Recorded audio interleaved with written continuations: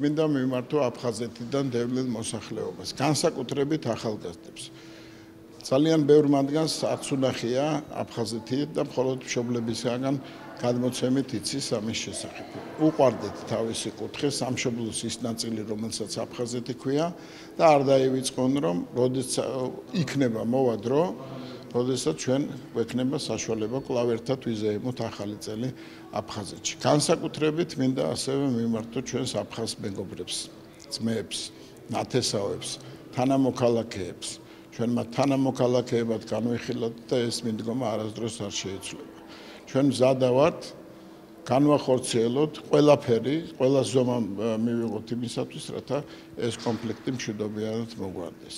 ჩვენ მიგვაჩნია, რომ კავკასიური ტრადიცია, დამოკიდებულება, ურთიერთობები, ოჯახის ფასი, ის ფასი, რაც ჩვენ დავადეთ, ჩვენმა წინაპრებმა დაადეს მეგობრობას, ნათესაობას, აუცილებლად იქნება რეალიზებული და ერთიც მინდა უთხრა.